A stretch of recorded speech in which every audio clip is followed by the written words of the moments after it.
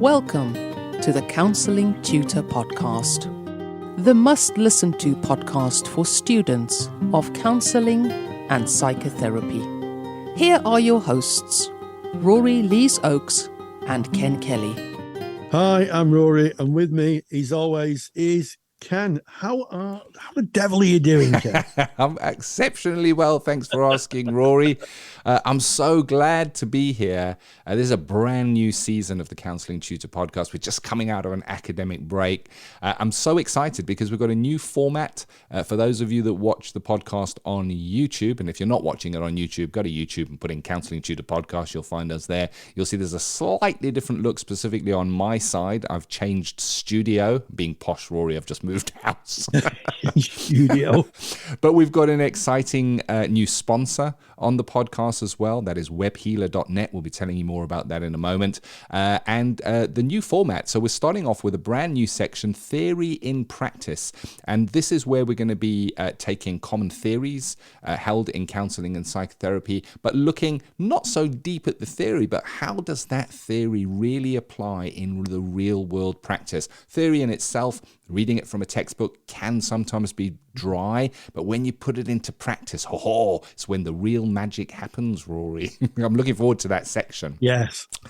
Practice Partner is a brand new section to the podcast. That's our second section today.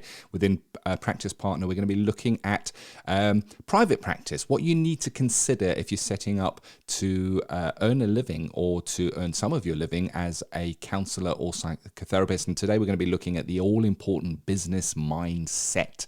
Very different to a counsellor or a psychotherapist mindset, a business mindset. Interesting conversation. And then we go into Practice Matters. We're keeping Practice Matters because boy, does it work. And that's where we call on professionals out there that are in practice to come and share some CPD with us or an element of their practice. And today we have Christine Shaw, who's going to be speaking about humour in therapy. But here we are, to episode 234, a brand new sponsor for our podcast, Rory. WebHealer. Yes. I mean, it's just so exciting to connect with WebHealer, and as we'll see, having a web presence is absolutely imperative if you're running a private practice, Ken. Yeah, I think with our new Practice Partner section, that is going to just fit in so beautifully. And, it's a really good fit for us bringing on WebHealer as a sponsor. And the reason for that is because, we run a Facebook group. It's the Counselling Tutor Facebook group. Go on Facebook, put in Counselling Tutor, you'll find us. And we have tens of thousands of members. And just recently, there have been so many posts within that Facebook group of individuals saying, thinking of going into private practice. How should I build a website? Should I do it myself? Do you know of anybody who can do that for you? And I think WebHealer is a perfect fit. So this episode of the Counselling Tutor Podcast is sponsored by webhealer.net. WebHealer are the go-to provider of websites for private practitioners in the United Kingdom. Established for over 20 years, Rory. Hey? Wow. 20 years. Wow. WebHealer offers a non-technical, which I think is really important, and fully supported service to help therapists grow their private practice. I think what's really important is WebHealer are focused on counselors and psychotherapists. It is what they do. They're not just website builders. They create web presence for us as counselors and psychotherapists. And just one customer from a website, Rory, just one customer in a year will pay for the service of having a website built from webhealer.net, which I think is a great return on that investment. And of course, because WebHealer is now a sponsor of the Counselling Tutor Podcast, there is a deal for you as well. So if you do go and check that out, you go to webhealer.net, and use the coupon code CT100. That stands for Counselling Tutor 100, CT100, and you'll get £100 off, Rory. It'll be off their Do It For Me service. So go check that out, webhealer.net. We are delighted to have you on board with us for the podcast. Well, Rory, let's get into that very first section that we've been talking about. That's theory in practice, and we're talking about how to use the core conditions. Yes, and I think we'll start off by just looking at the words empathy, congruence, and unconditional positive regard. And of course, they're words out of a textbook, Ken. They're words out of a textbook. Reading them and understanding what they mean, to write an essay is, I think, a little different to actually practicing them. And I think if we start off with congruence, being real, and I think that I, like a lot of people, came from a different profession when I studied counselling. And if I'm honest, being real and genuine and being me wasn't something that was part of that profession. I was part of a company that had a message. And it took a little while for me just to be myself, because clients meet you in the therapy room, or if you're doing your skills practice. If you're real and genuine and a real person in front of them, they're more likely to share what's on their troubled minds.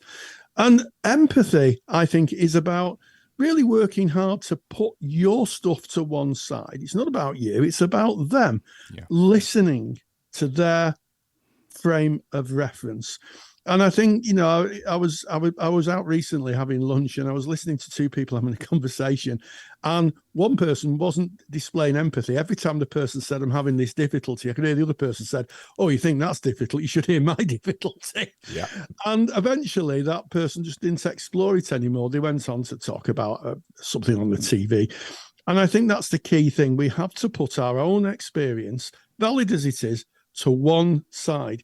And we're focused on that person in front of us. They are everything, whether you're doing it in practice or you're doing it in skills.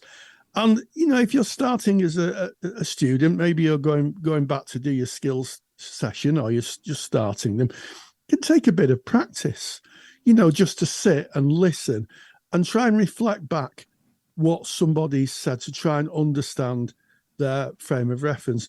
And then finally, and I think this is probably the toughest, unconditional positive regard.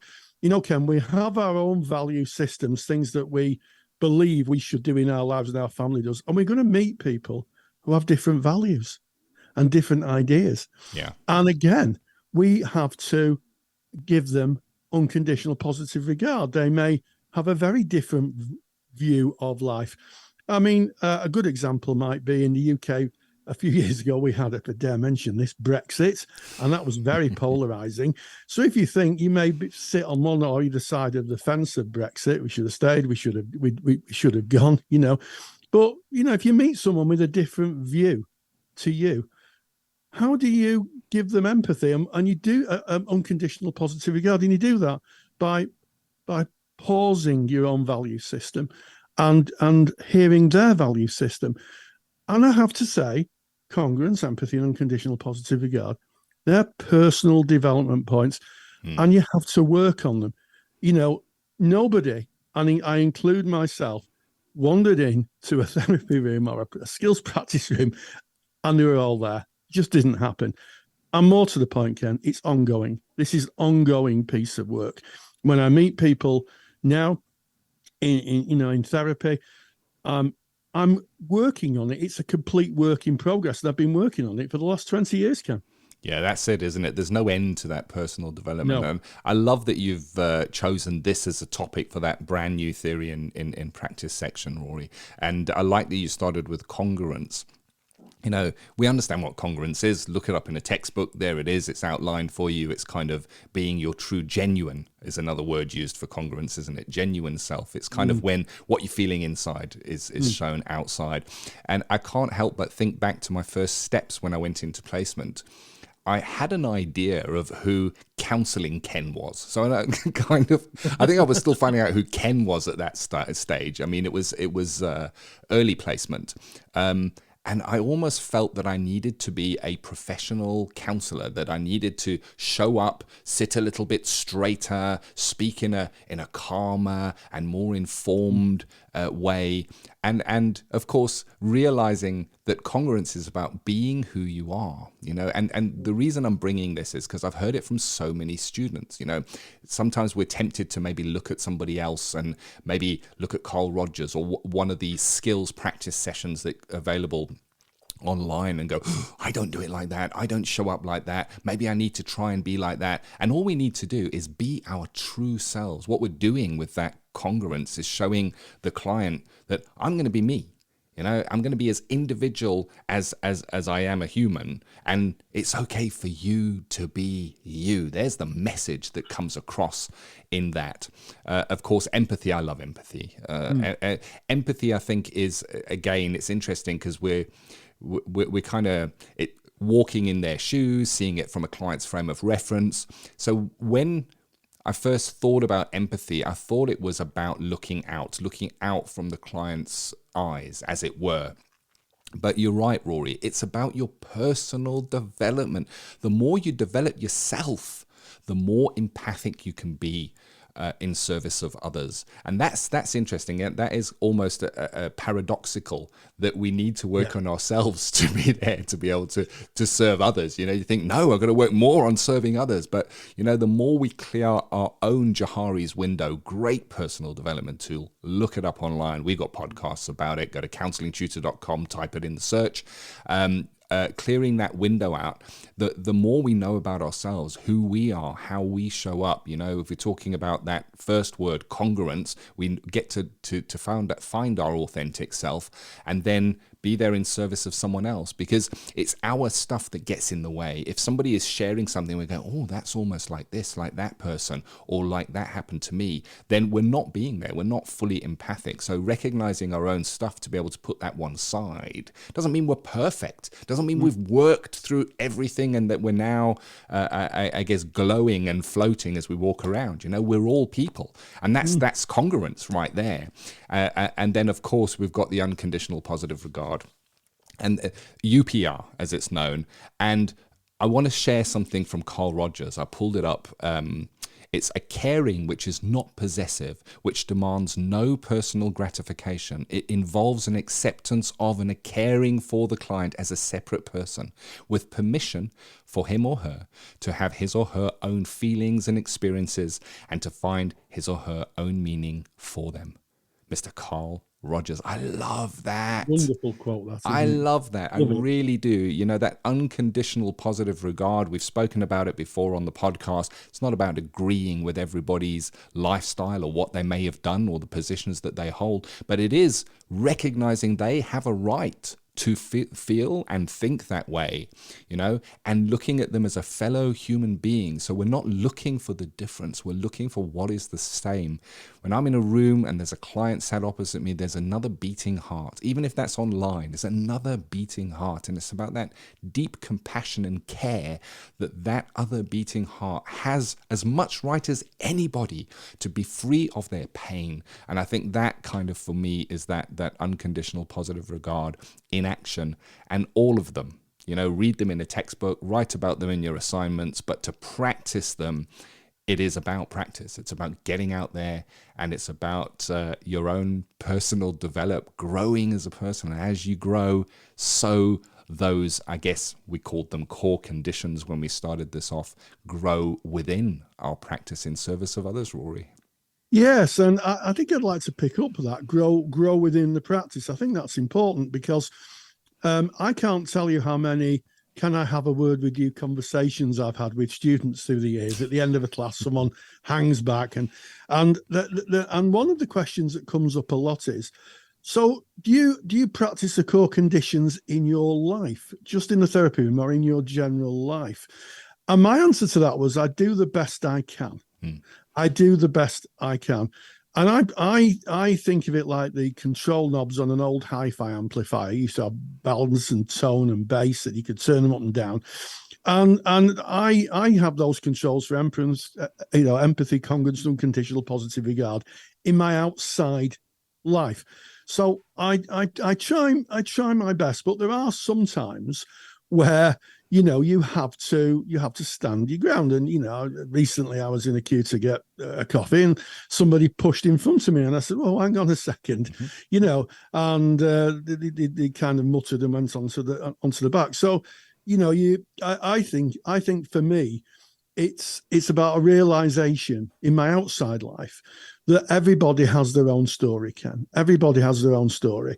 And sometimes we don't see that story, we just see the behavior. So I try to think of it like that. I try to, if someone's a bit rude to me, I think that maybe they're having a bad day. And, I try. And I've got to be honest, most days I fail. To be totally congruent, genuine, unconditional, positive regard within my own life, because it's a very tough ask. And life sometimes doesn't allow you to do that, just to be in your own life. So the answer to the question is, do you practice it in your own life? I think you adapt it, you work at that, and it's about your own personal development. My wife will sometimes say to me, she'll say, "You're so philosophical about things, Rory. Doesn't anything kind of get on your nerves?" And I said, "Well, everybody's got their own story, but sometimes you just have to, you have to step in and say, that's not okay." But yeah, I think it's one of those things that anybody who's studying counselling learns to adapt into their own life. But in the therapy room, of course, we can turn those volume knobs up to the full capacity and just focus on the person in front of us. I'm glad you went down that road, Rory. I think, I know from messages, emails, and posts on Facebook or messages on Facebook we get, there's often that student starting this road that thinks that you need to practice this 100% all of the time, always be empathic, always view everybody, no matter where in your life, with unconditional positive regard. And as you say, they become a way of being. They do. Carl Rogers speaks about that, and that's fantastic. And as we develop, it's almost like they become more naturally implemented within your life. I can think of times that I might be standing in a supermarket and somebody might be in a bad mood and say something and push in front of me or whatever it may be, and everything remains calm inside, and there's a little smile on my face, and it is a smiling of caring and loving for that person for where they may be. But there's also days when that same thing might happen.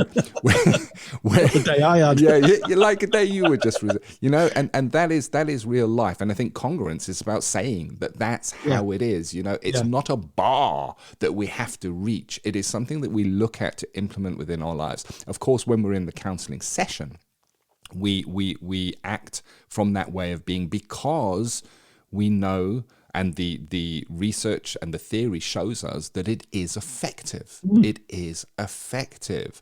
And the more you practice it, the more it becomes part of your life. I wanted to share another Carl Rogers quote.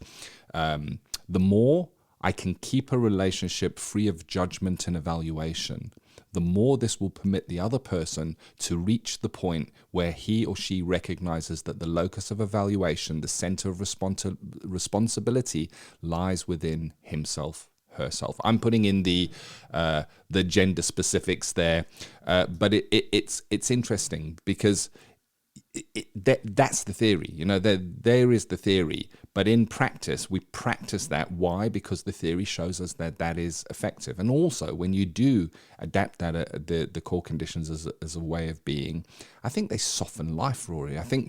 I feel my life is richer for that learning and that integration of those conditions within my everyday life. Oh, I quite agree. And, you've quoted beautifully from Rogers, Ken, in this piece. And I would like to just remind everybody, of course, of Carl Rogers' potato in the potato bin at Glen Ellen, where, of course, he lived on the farm. And he went down and looked at the potato bin and saw this potato sprouting, and it was doing its best.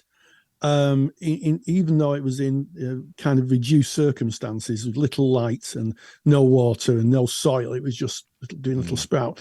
And he plants a potato in the ground with water and light and nutrient, and it will sprout out. And I think that's where those core conditions are. Rogers referred to it as soil of a different kind, and I think that's where the theory really lives. We're kind of emotional gardeners in our practice, and we tend to our clients and even our peers when we're doing skills in the same way we would tend to someone and help it grow. And if that means sometimes we get dirty hands and we get a few aches and pains along the way, that's what you buy into. Gardening is hard work and therapy. can sometimes be a bit taxing.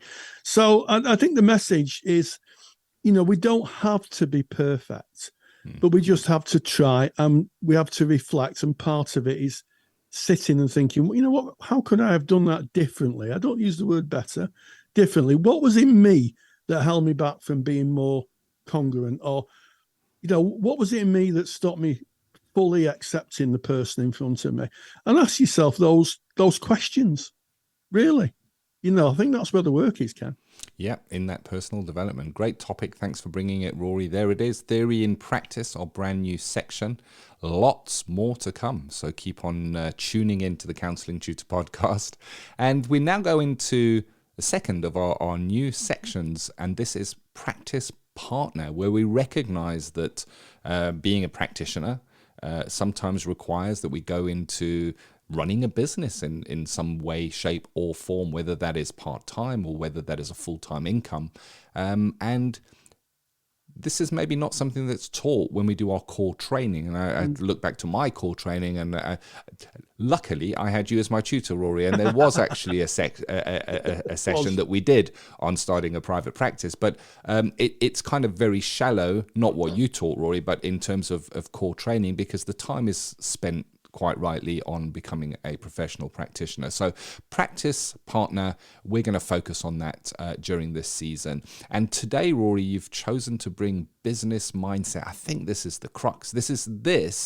I think without this being in place, the rest is very difficult to get right. Yeah. And I think we'd like to start, Ken, with looking at what the term business is. Yeah. Business is not a huge car, a large cigar, a pinstripe suit, and sitting behind a huge oak table in a leather chair. Business is providing a quality service to the people that you serve. Yeah. It's about making sure that you can pay your bills, and it's about making sure that in these times you can buy food, pay your bills, and look after you and your family. That is business. And I think, I might be speaking out of turn here, but I think some therapists think of business in the latter rather than the former. They think of it more as the cigar and the pinstripe suit and the Rolls Royce, rather than offering a service of which someone will pay you. And I think that it is absolutely principled to offer a paid service. Yeah. Mental health provision in this country, as we know, certainly talking about the UK, is, I would say, patchy. And people are happy to pay, private dentistry, private chiropody. These are all people who offer a private service. And I don't think counselling should be any different. And I acknowledge that might be a hard transition for someone who thinks that it should be free. The hard fact of the world is it's not.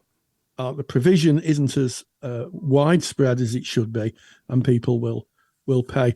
So I think understanding the principles of business, that you're there to serve your customer, you're there to pay any bills that your business generates, and that you then take from that money to feed your family, is a pretty good start, Ken. What do you think?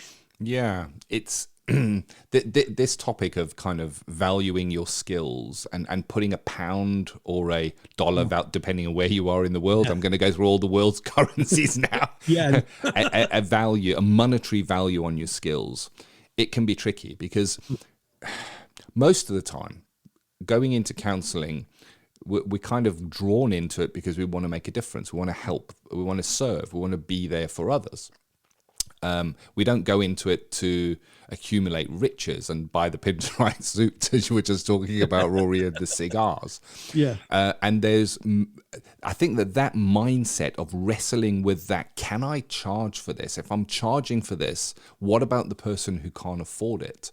And am I exploiting people in some way? And the truth of the matter is that if you're practicing as a counsellor, even if you are practicing in a charity and the sessions are being delivered free at point of contact, money is changing hands. It just is. Likely that charity will be funded because you need to open your cupboards at home and see tins of beans and sugar and flour, and we need to feed ourselves and look after our family, as you quite rightly said, Rory. And I think that it's the realization that taking money is not exploiting. There are different people who choose different routes, and there are people that, of course, struggle financially, and there are services and funded services in place.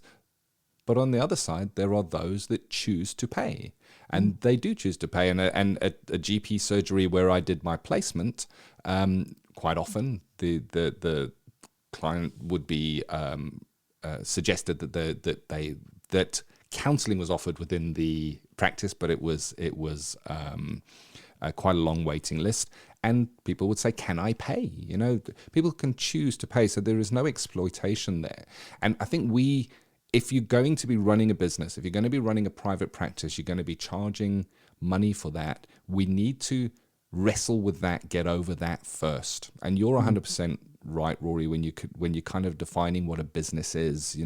When we look to Wall Street, when we look to the capitalist system, there's a very ugly side to business. There just is. Yes. There is an incredible exploitation of the workers, of the it's all about profit margins, but it doesn't have to be that. That is not the definition of business. Business means you're kind of exchanging a service for money, and I think there's a great starting point to wrestle with that, to value yourself and go, you know what, I can charge for this. You work hard.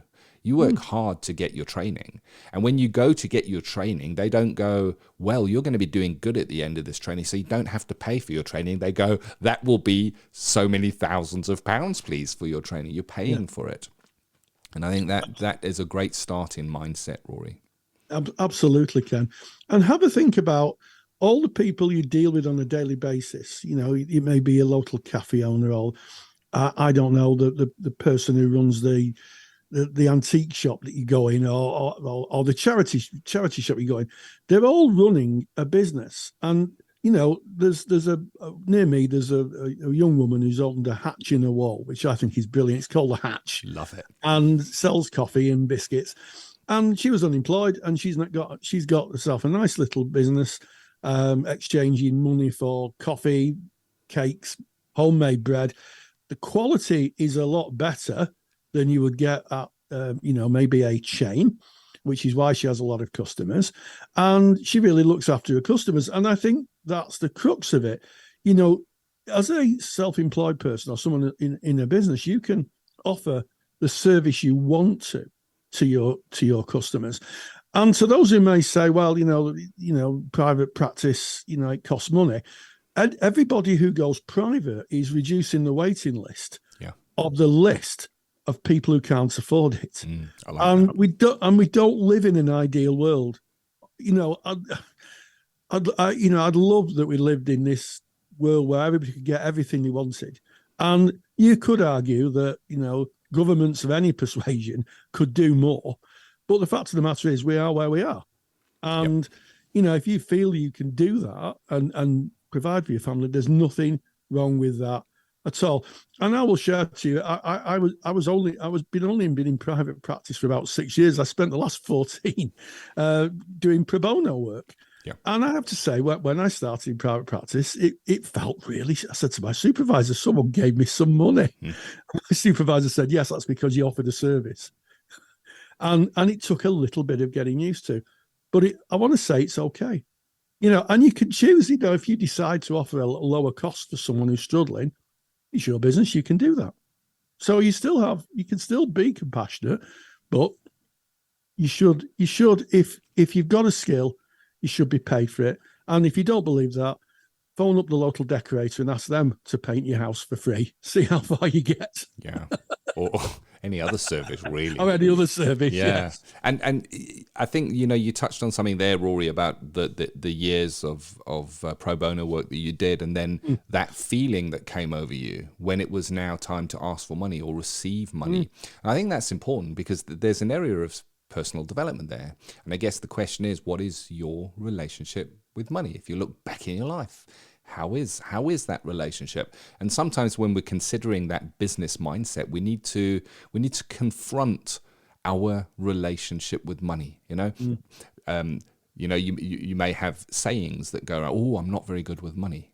Well, what does that mean? Where did that come from? Who gave you that? Is that real, or is that an irrational belief that you're holding on to there? And you can take this to your supervisor.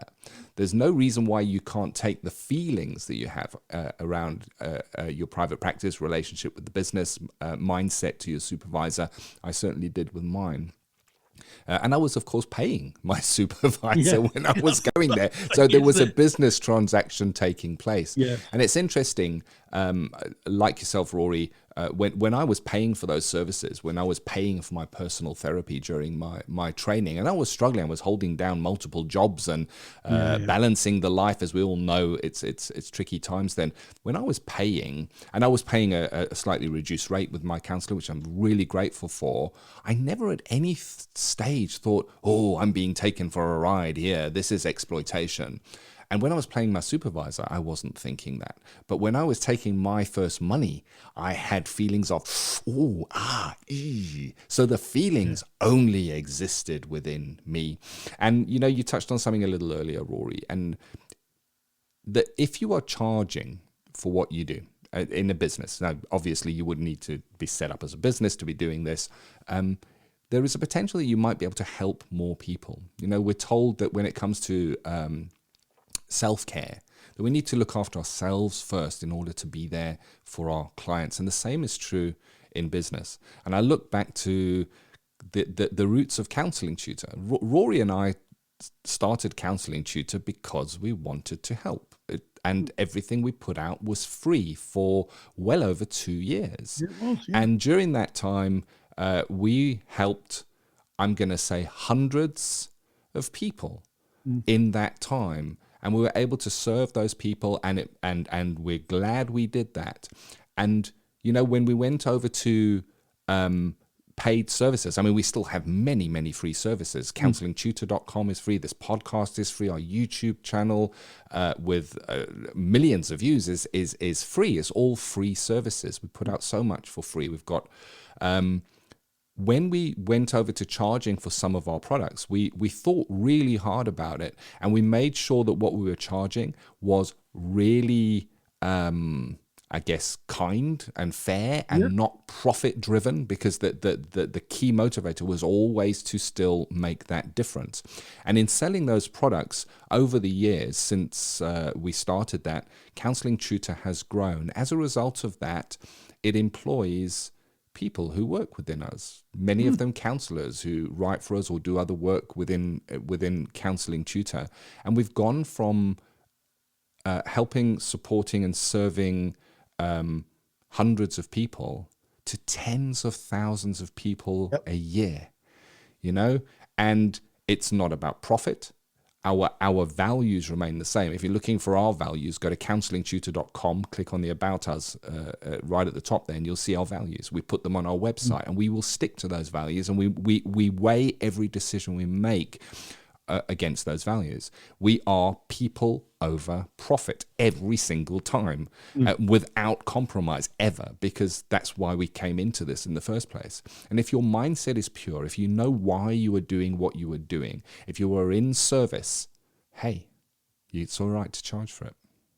Absolutely, Ken. And there may be someone listening, a listener listening, thinking, I haven't got a business mindset. But I would ask you this question. You get your money, you get paid, you pay your bills, you pay your council tax, you pay electricity, gas, water.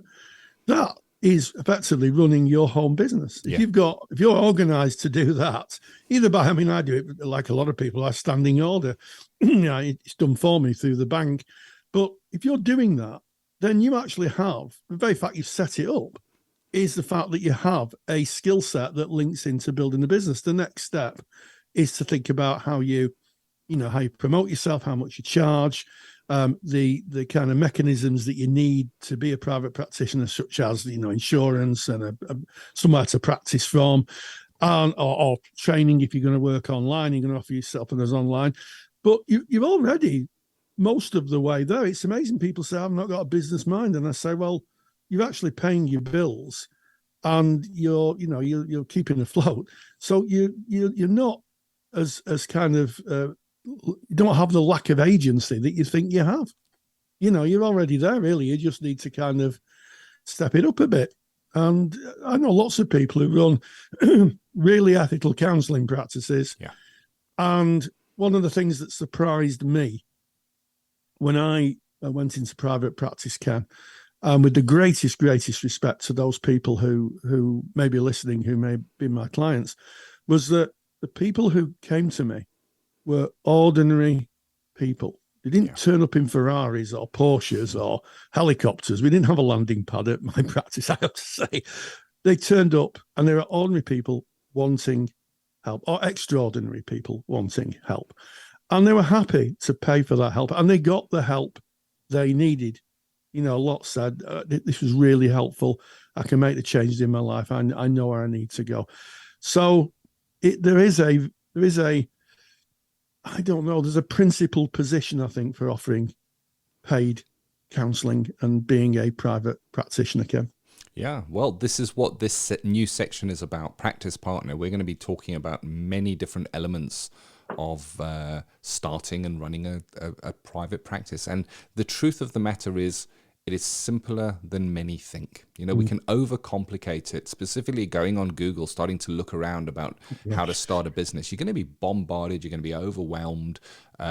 It's simpler than you think. As you've already touched on, Rory, it's the same as running a home. You basically got bills that you need to pay and money coming in. But we'll touch on more elements of that. We hope that it is a useful topic. If you are considering starting a private practice, follow along. If you're running one, follow along and feedback on the Facebook group. Go to counsellingtutor.com. No, don't go there. Well, go there anyway, but that's not where you're going to find us on Facebook, is it? Rory, go to Facebook. No, if you want to go onto Facebook, type in Facebook, Ken. Yeah, okay, thank you. Go to Facebook. Yeah. Type in Facebook, type in Counselling Tutor, and you'll find us. We're a closed group, but our moderators will let you in, and you can join thousands of like-minded people. We've got supervisors, we've got qualified colleagues, we've got students. We have, I'm sure we have members of the general public in, and start the conversation. And a lot of the conversations will be about starting a private practice or talking about theory or any aspects of counselling. And you come and join us and join the conversation. We'd love to see you there. Yeah, and if you're starting private practice, share your challenges. It'll give us ideas for topics that we can pull out. I know there's many topics we've already pulled out. People asking should I set up as a limited company? Should I do it as a sole trader? All this and more to come in the Practice Partner section of the Counselling Tutor Podcast. Right, we've got to get to Practice Matters, Rory. Why? Because practice matters. It does matter. Practice Matters is the section where we look at something that is related to our practice. It may be a presentation of somebody coming in. It could be something to do with the running of the practice, not the business side, but maybe note-taking or GDPR compliance. But today, it is an interview, Rory, and we love bringing on experts in the field. You spoke with Christine Shaw about humour in therapy. Yes. A lot of people think that therapy is maybe doom and gloom. And indeed, we do work with some difficulty, sadness, pain in therapy. But there are times where there's levity and that people will share humorous experiences or metaphorically humorous experiences.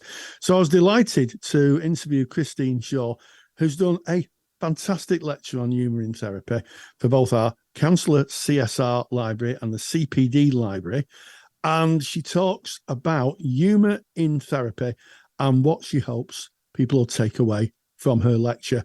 And this is what she had to say. The National Counselling Society is proud to sponsor Practice Matters. National Counselling Society are really excited to have launched their Children and Young People Therapist Register for counsellors working with the younger age group. To find out more, visit nationalcounselingsociety.org. nationalcounselingsociety.org. And we welcome Christine Shaw, who is a colleague of mine. We both teach or have taught together on the supervision course that Counselling Tutor runs. And you're here today to talk about your lecture that you've made for the CSR Library and the Counsellor CPD Library, an upcoming lecture, Humour in Therapy. So my first question is, Christine, is therapy a laughing matter? I think therapy is a fairly serious matter, isn't it? But I think therapy is also about life and all it entails. And definitely humour is part of that. And occasionally laughter is part of humour. That's the kind of connection in a way. But, sometimes clients will say, I really enjoyed that session. And then they say, is it okay to say enjoyed? Yes. So I think there are lots of emotions involved in therapy. And on occasion, we can take ourselves too seriously. I think that's an interesting point, because I was going to come to this. I think sometimes, we sometimes think of our work in a through a very somber prism. But actually, we're meeting the clients where they're at, aren't we? Yeah. And let's say, we have clients, of course we do, in those really deep, dark places, and we're there with them there. And we have clients who reach a different place, and that's our aim, to go with them along that journey. And when they get to a place where, some joy starts to appear and some life starts to appear, and it's the actualizing tendency, we'd say in person-centered work, we're there with them as well to celebrate, those aspects of themselves. Yeah. Absolutely, Christine. And I think some people forget that there is joy in therapy, because, people may have had a change of heart, a change of mind. They may realise that, they aren't to blame for things, and the relief is palpable. And I guess with joy comes humour. Yeah. And we've all, had, I hope, had those, those clients who come along and you open the door, or you sort of start to talk to them on the telephone, or they appear on your Zoom, and you can see that something is lifted. And that's when some of that kind of, that joy that you called it of life, or that sort of that glad to be alive starts to appear. You can almost visibly see it and hear it in front of you. And why would we be serious about that? Serious in the sense, the way we talk, the way we communicate. There are all sorts of different ways of, forming bonds and being with our clients. Absolutely. I think you make a really good point, especially around the actualizing tendency. As I say, with joy comes humour, and it's very, very. I've seen it in my therapy room a lot, where people have been so happy, and you share that happiness with the client. Do you think there's a space for laughing at ourselves in therapy? Absolutely. I think we can tend to begin to think, can't we, that we're very important. And I think we're all of great value, and we're of great value together. But, a therapist can begin to think that there's some kind of vital cog in the workings of things, and we need to get a perspective on ourselves. And I think, it is two people meeting together is where the therapy is where change takes place. It could well be another therapist doing that. And then we worry, about maybe something we said, or should I have said that? And, is the client really worrying about that? I think we can begin to take ourselves very, very seriously and forget the basics, that we're sitting with another human being, and as helpfully as we can. Yes. I mean, I think what you're speaking to is congruence, being real and genuine in the therapy room. And I know there's been times, I mentioned this in the podcast before, I can remember doing a summary with a young client many years ago as a school counsellor. And as I was going through it, I'm thinking to myself, this is awful. This is the worst summary I've ever done. And I got to the end of it and I said, I just think that was probably not a great summary. And she kind of laughed at me. She said, no, it was really bad. Terrible. It was terrible. Yes. Well, thank you. Yeah, it was terrible. It was terrible. Yes. And I just had one of those off days that I guess therapists have. And when she came in again, she said, have you improved your summaries, Rory? And we had such a good laugh about that. Yeah. And I think it improved the therapeutic relationship. She saw me as a human being. And it's something that you and that client share. No one else is knowing about your terrible summaries necessarily, but you and her have that kind of bond now. It's a kind of something you refer back to. You can, some of these kind of things can almost become a theme, throughout, and it creates memories in a way. It sort of creates a kind of, oh, can you remember when moments, in a small way, but it starts to bond you with that person, and it shows your client, doesn't it, that you're a real person too. You're not this expert who's, sort of seriously telling them, this is what I find. You're kind of saying, I'm here with you too, and I think any moments like that, you kind of remember.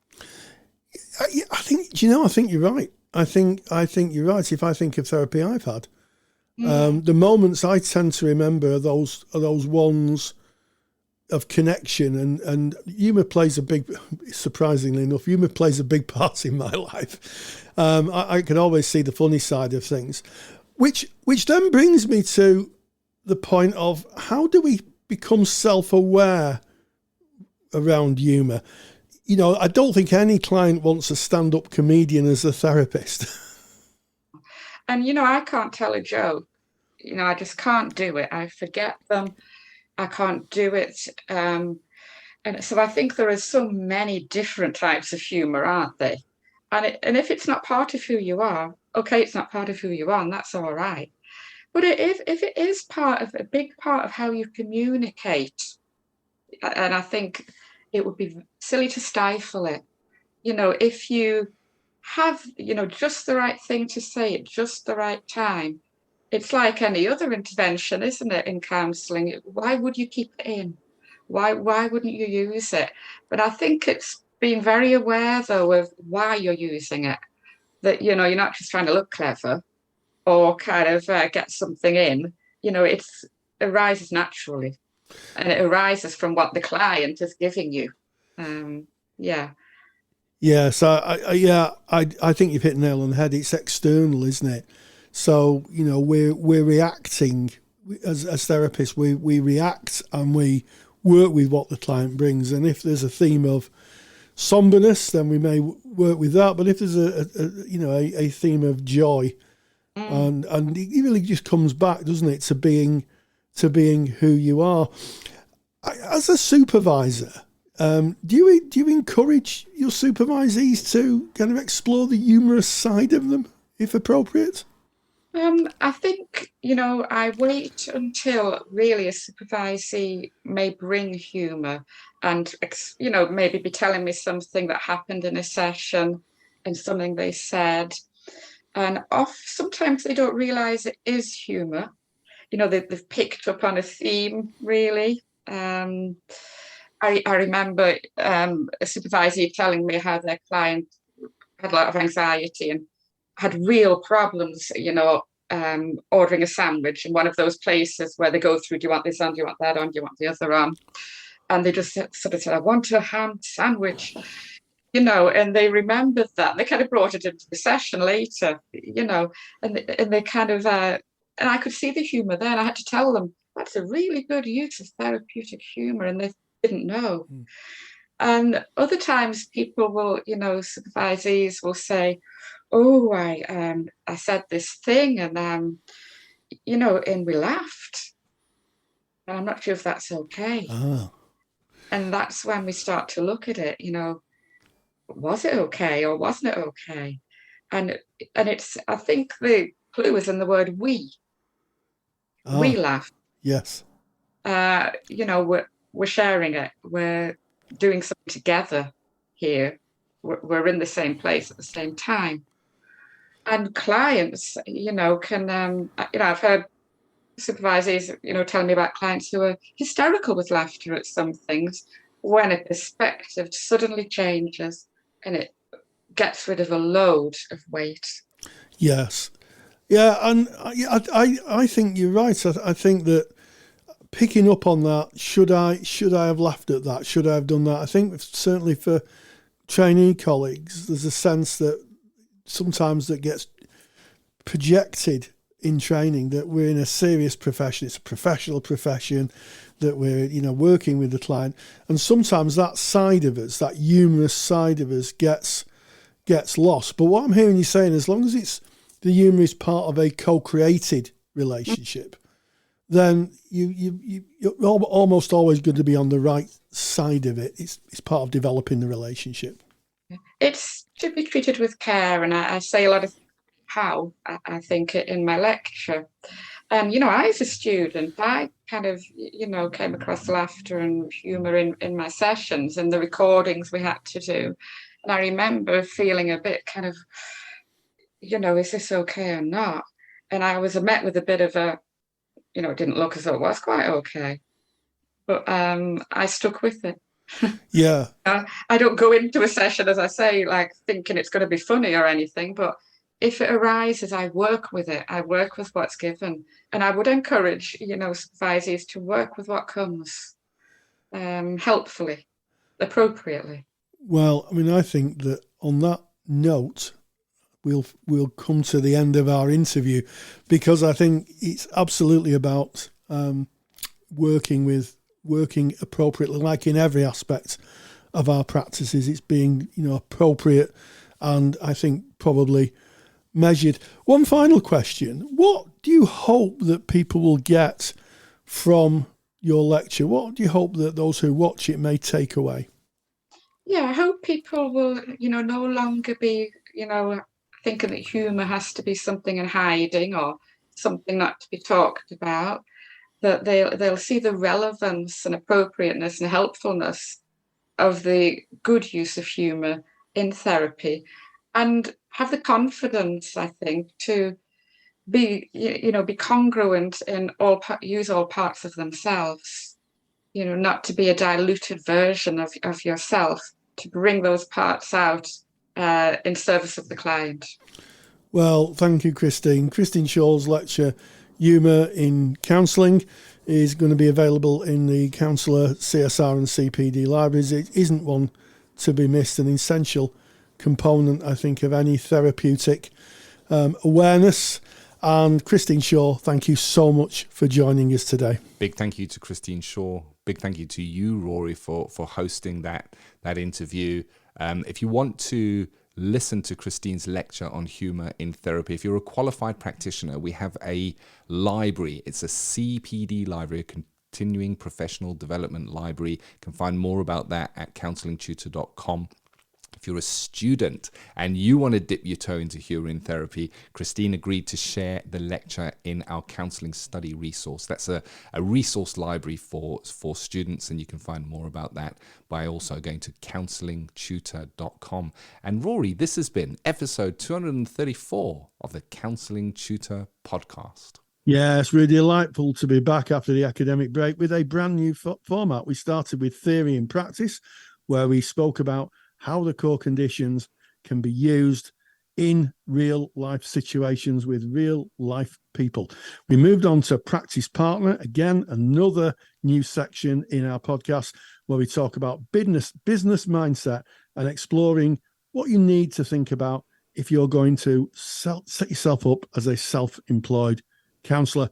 And finally, practice matters. We interview Christine Shaw, who talks about humour in therapy. It's been a full bundle of information, and as always, stay grounded and stay safe. Take the stress out of your counselling studies and get the support of Rory and I by joining us in the Counselling Study Resource. Counselling Study Resource, or CSR for short, is the world's most comprehensive assignment guidance and study support resource for students just like you of counselling and psychotherapy. See how Counselling Study Resource can help you. Visit counsellingtutor.com. That's counsellingtutor.com. Thank you for listening to the Counselling Tutor Podcast. Find the show notes for this episode on our website at www.counsellingtutor.com.